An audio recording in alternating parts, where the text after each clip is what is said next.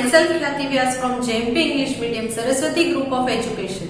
Today I am conducting this session for grade 4. Subject is SS. We are discussing chapter number 8 and today is session number 2 for this chapter. Okay kids, so the chapter's name you already know, our history. Then how do we learn about history? History के बारे में कैसे सीखेंगे? Initially I told you there are 3 main periods in which our history is divided. Correct? अलग-अलग 3 periods में हमारी history को divide किया गया है. क्यों? क्योंकि India's history is very vast and very old. बहुत सारे history के informations है, तो एक साथ accumulate करने के बजाय we have made 3 divisions. Ancient period जो बहुत साल पहले था, पुराना था, उसे एंशियंट कहा जाता है. देन द मिडिवल पीरियड मतलब बीच वाला middle period, medieval period. And then lastly modern. Modern मतलब नए जमाने का जो है वो सारी इंफॉर्मेशन. तो बहुत पुरानी इंफॉर्मेशन एंशियंट पीरियड में है. देन थोड़ी मिडिल पीरियड है, उसे हम मिडिवल पीरियड कहेंगे. यहाँ पर हमें मिडिल पीरियड के मिडिवल पीरियड की सारी इंफॉर्मेशन मिली. देन लास्टली मॉडर्न पीरियड में जो है वो लेटेस्ट इंफॉर्मेशन जो है वो मॉडर्न पीरियड में एक्यूमुलेट कर सकते हैं. एंशियंट पीरियड सबसे पहले. एंशियंट पीरियड में हमने last time Indus valley civilisation के बारे में पढ़ा था. It is near river Indus.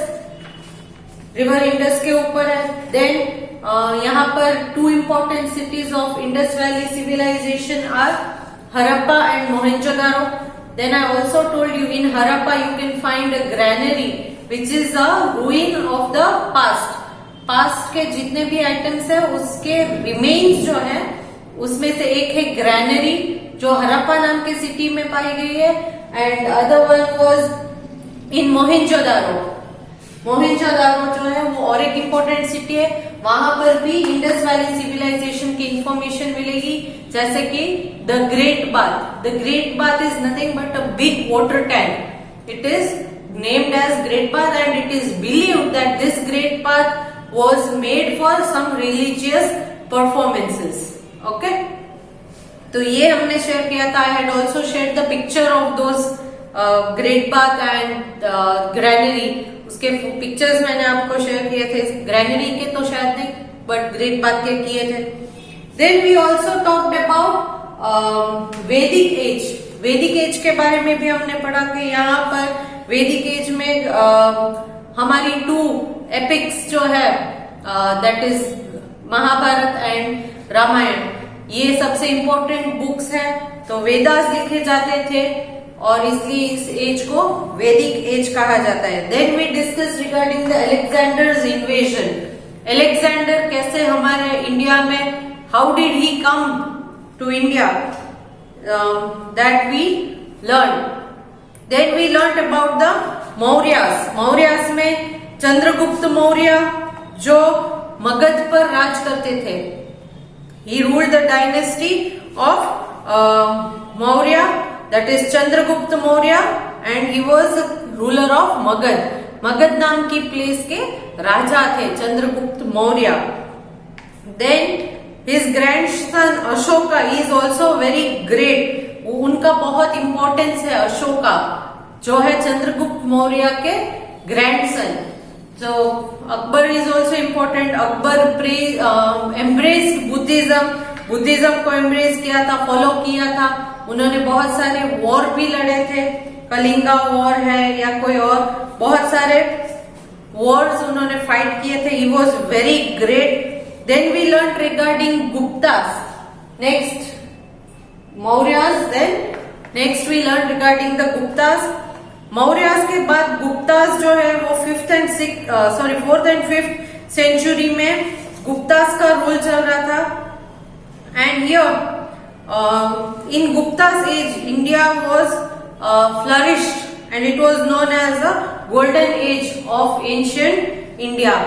Ancient India, पुराने जमाने के इंडिया का golden age जो है वो ये गुप्तास वाले एज को माना जाता है, क्योंकि at that time full India had become completely powerful, economically powerful place. सबसे ज्यादा पैसे हमारे पास थे. In today's session, we will learn regarding the medieval period. In medieval period, you are going to learn about the Delhi Sultanate and the Mughal dynasty. The Delhi Sultanate and Mughal dynasty आज हम सीखेंगे and lastly the modern period के बारे में आप हम देखेंगे. So let us start with the medieval period. It is given in page number 317 in your textbook. So shall we start? Okay, medieval period once again I am repeating, जो बहुत पुराना नहीं है, एकदम मॉडर्न भी नहीं है, उस मिडिल वाले पोर्शन को, उस मिडिल के पीरियड को मिडिवल कहा जाता है, medieval period. Now firstly the Delhi सल्तनत. दिल्ली सल्तनत के बारे में.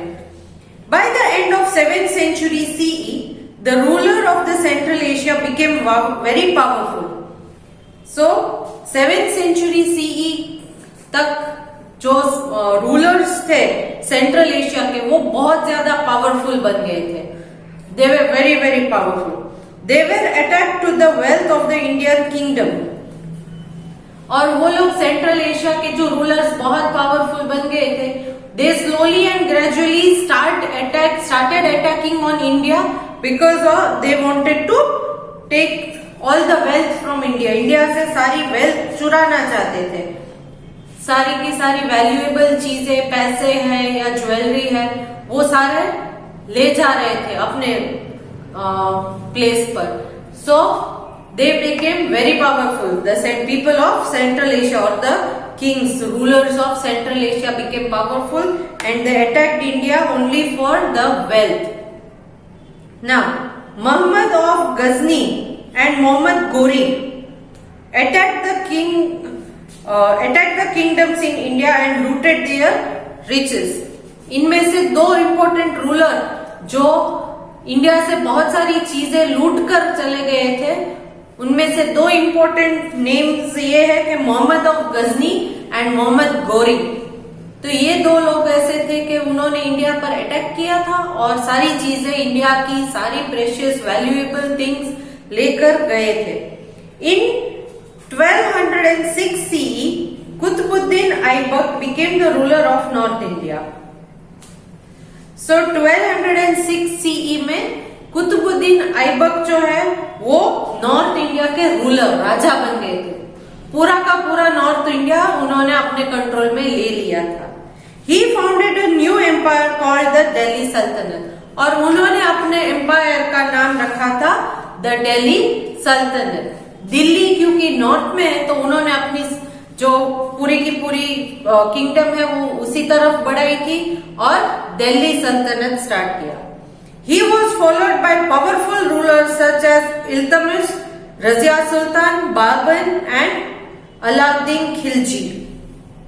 ये सारे बाकी के रूलर्स हैं जो इनके दिल्ली सल्तनत में रूल कर चुके थे, दिल्ली सल्तनत में रूल कर चुके थे. कुतुबुद्दीन ऐबक जो है, उनके अलावा इल्तमिश, देन रजिया सुल्तान, बाबर, अलाउद्दीन खिलजी, ये सारे ऐसे रूलर्स हैं जिन्होंने वहां पर रूल किया था दिल्ली सल्तनत पर. Then talking about the Mughal dynasty. अब मुगल डायनेस्टी में क्या है? व्हेन द दिल्ली सल्तनत declined, slowly and gradually Delhi सल्तनत जो है वो वीक होती गई, स्लोली एंड ग्रेजुअली. क्योंकि रूलर्स कभी कभी पावरफुल नहीं होते, कभी कभी क्या होता है कि रूलर्स इतना प्रेशराइज कर देते कि जो उनके सब्जेक्ट्स है, मतलब उनकी जो किंगडम में लोग रहते हैं, वो रूलर को सपोर्ट नहीं कर पाते हैं. इस तरह से दिल्ली सल्तनत slowly and gradually became weak and then it decline. Decline मतलब वो बाद में रूलर ही नहीं रहे. So when the Delhi Sultanate declined, North India was divided into many small kingdoms. उनके डिक्लाइन होने के बाद जो पूरा का पूरा नॉर्थ इंडिया का हिस्सा है वो एक ही पर्सन या दिल्ली सल्तनत वाले ही रूल करते थे, उसके बजाय अब उसमें छोटे छोटे पार्ट्स आ गए. Babur came to India in 1526 CE and defeated these kingdoms in battle. फिर बाबर जो 1526 CE में इंडिया में आए, तो उन्होंने इन छोटे छोटे जो किंगडम्स बन गए थे नॉर्थ इंडिया के, इन सारे छोटे छोटे किंगडम्स के रूलर्स को डिफीट किया, उनके साथ वॉर करके उन्हें हरा दिया और फिर खुद वहां का राजा बन गए। Lying the foundation of Mughal rule in India, और इस तरह से बाबर जो है वो इंडिया में आए और उसके बाद इंडिया में मुगल्स का रूल चलने लगा, मुगल राज्य चलाने लगे। After Babur his son Humayun became the Mughal emperor. Babur के बाद बाबर का बेटा हुमायूं वो वहां का राजा बना। ऐसे ही होता है ना, when the dad is not there, the son will become the next ruler, correct. तो आपने भी देखा होगा कुछ सीरियल्स जो हिस्ट्री से रिलेटेड है उसमें दिखाते हैं, right. So Babur son was Humayun and who was Humayun's father? Babur. So after Babur, his son Humayun became the Mughal emperor. फिर वो राजा बन गए मुगल एम्पायर के। फाउंडर कौन था? बाबर था। मुगल एम्पायर का फाउंडर था, मुगल डायनेस्टी का Babur. But then his son Humayun became the ruler. He was succeeded by his son Akbar. और हुमायूं के बाद कौन राजा बने? सक्सीडेड मतलब उनके बाद नेक्स्ट कौन आया। आप सक्सेसर में नेक्स्ट नंबर लिखते हो ना मैथ्स में, सेम वे यहां पर भी वही है। सक्सेसर उनका, हुमायूं का सक्सेसर, बाबर का सक्सेसर हुमायूं का सक्सेसर जो है वो है Akbar. He was succeeded by his son Akbar in 1556 CE. तो 1556 सीई में अकबर राजा बने। Next, Akbar was the greatest Mughal ruler. Akbar जो है वो मुगल रूलर्स जितने भी उनमें सबसे ग्रेट माना जाता है, सबसे पावरफुल, सबसे strongest ruler he was. Who? It is Akbar. He conquered number of kingdoms and brought a great part of India under his control. Akbar जब राजा बने तो आजू बाजू के नेबर्स जो हैं उनके अलग अलग किंगडम्स, उनको हरा के उनका राज्य भी अपने किंगडम में ज्वाइन करते करते करते मुगल डायनेस्टी बहुत बड़ी डायनेस्टी बन गई थी। It was a great kingdom. After Akbar came Jahangir and then Shahjahan. Akbar के बाद जहांगीर नाम के राजा बने थे और जहांगीर के बाद शाहजहां। तो इस तरह से बाबर में से हुमायूं के बाद अकबर से जहांगीर एंड देन शाहजहां। इतने रूलर्स थे मुगल डायनेस्टी के। Shahjahan build a famous monument the Taj Mahal at Agra. आप में से बहुत लोगों ने देखा भी होगा, आगरा में ताजमहल है, तो ये शाहजहां ने बनवाया था और वो आगरा में। कहां पर है Taj Mahal? Agra. He was succeeded by his son Aurangzeb. तो नाउ बाबर, हुमायूं, अकबर, जहांगीर, शाहजहां एंड शाहजहां का बेटा था औरंगजेब। कौन थे? Aurangzeb. So he was succeeded by his son Aurangzeb, the last important ruler of Mughal dynasty। और ये औरंगजेब जो है वो last ruler of Mughal dynasty माने जाते हैं। तो इस तरह से father son becomes a ruler, then again whoever is the king son will become the new ruler. ऐसे करते करते Aurangzeb was the last important ruler of Mughal dynasty. वो लास्ट इंपॉर्टेंट रूलर बने Mughal dynasty. The ruler who came after Aurangzeb called the later Mughals lost their power gradually. Aurangzeb के बाद जितने भी Mughal rulers आए वो इतने वीक नहीं थे, so they lost their power gradually. धीरे धीरे उनके हाथ में से पावर जाती गई। दूसरे राजा के साथ जब वो युद्ध करते थे तब खुद हार के अपने कुछ पार्ट्स जाने लगे, मगर मुगल डायनेस्टी फ्लरिश होना बंद हो गई थी। अब around this time in 18th century CE, other rulers such as the Rajputs, the Marathas and the Sikhs and the state of Mysore became powerful। और जैसे जैसे मुगल डायनेस्टी वीक होती गई वैसे वैसे अलग अलग किंगडम्स, अलग अलग स्टेट्स फाउंड होने लगे, जिनमें अलग अलग किंगडम्स में तो हम बोल सकते हैं कि द राजपूत, द मराठास, सिख, फिर स्टेट ऑफ मैसूर, ये सारे अलग अलग किंगडम्स बनने लगे। This was the information regarding the medieval period. ये मिडिवल पीरियड में आएगा, मुगल डायनेस्टी एंड दिल्ली सल्तनत। Now talking about the modern period. अब मॉडर्न पीरियड में क्या है, ये तो आपने बहुत सारा सुना ही होगा मॉडर्न पीरियड का। तो during the Mughal period European trading companies had started coming to India. जब मुगल डायनेस्टी थी तब उस टाइम से थोड़ा थोड़ा फॉरेन कंट्रीज से लोग यहाँ पर ट्रेडिंग के लिए आने लगे, मतलब बिजनेस करने के लिए। The decline of Mughal rule help these companies to become more powerful.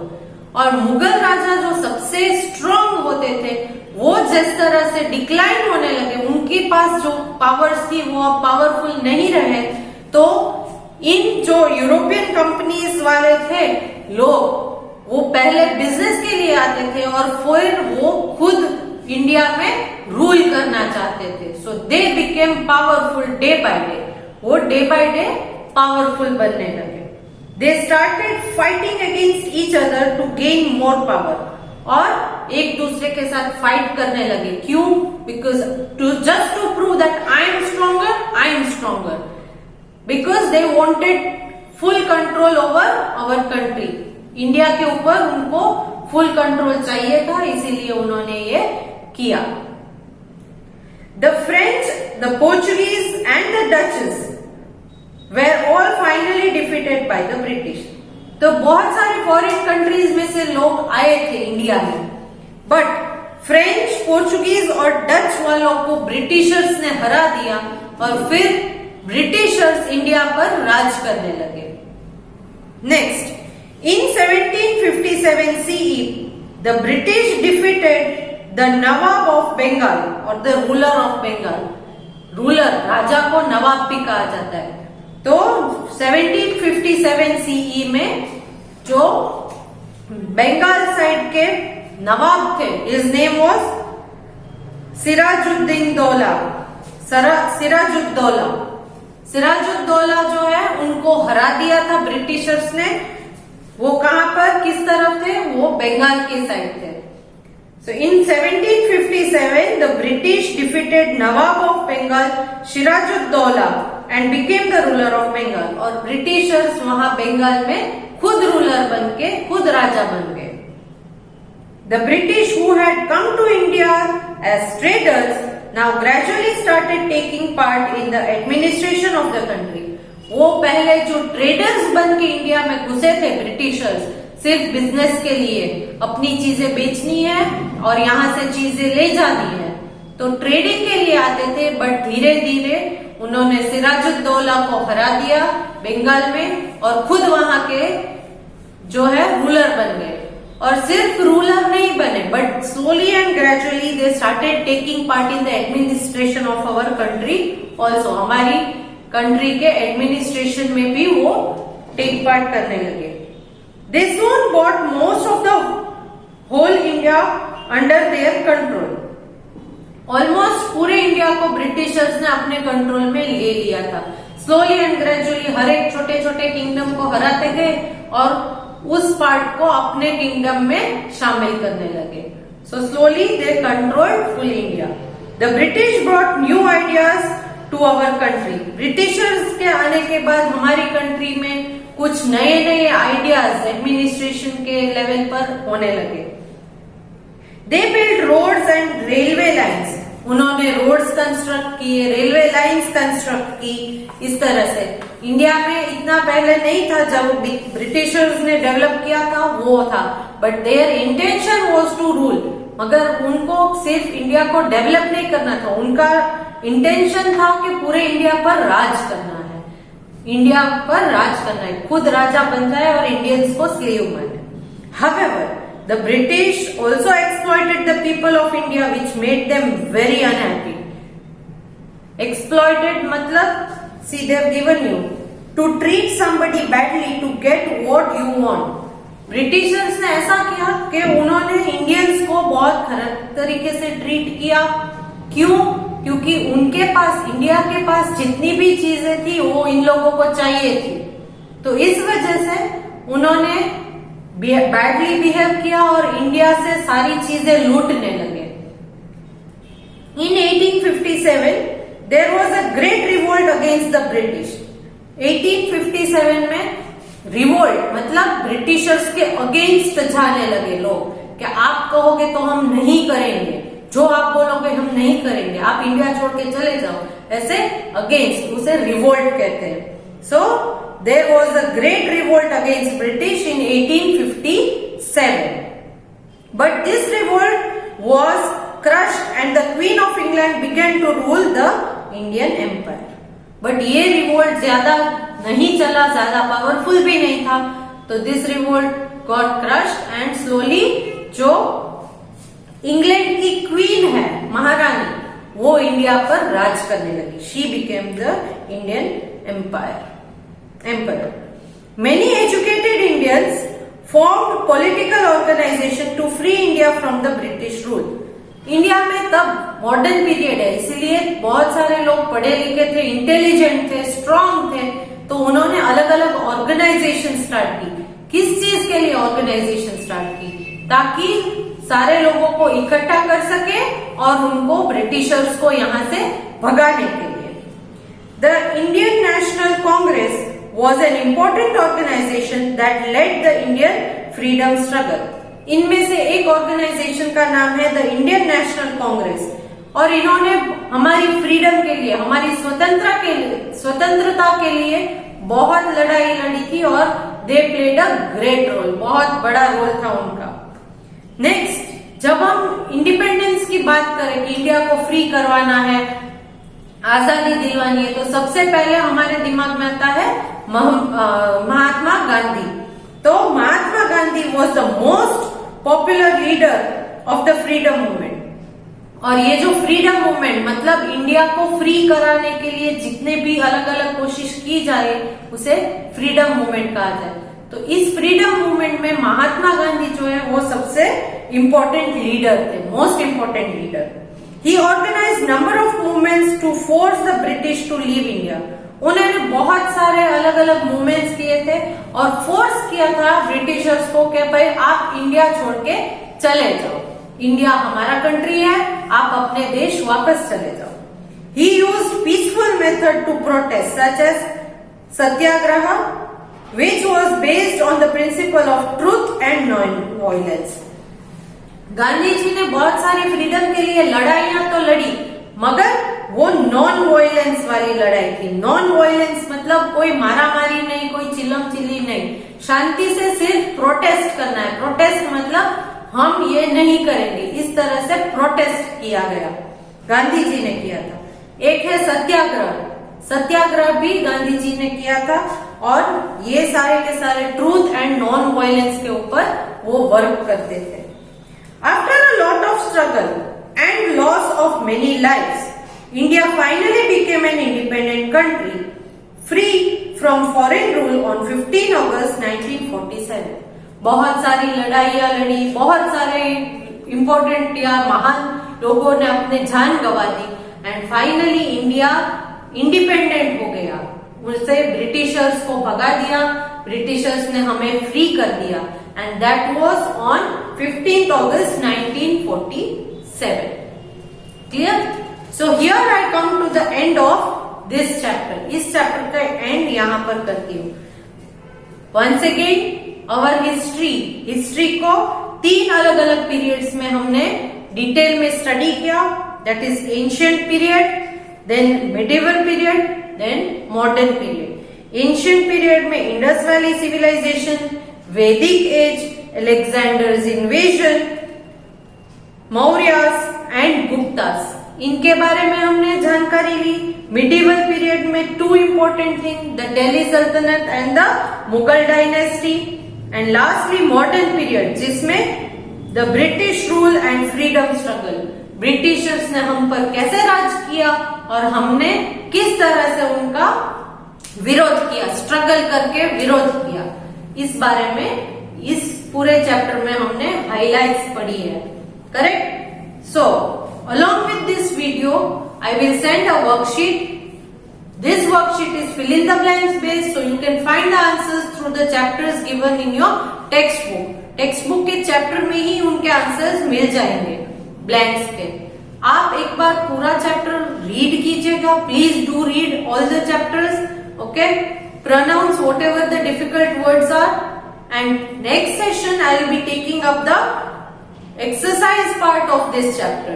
So I want you all to go through the chapter once, so that when we solve the exercise given in your textbook, it will be easier for you to identify the correct answer. So I hope to see you good next time. Bye.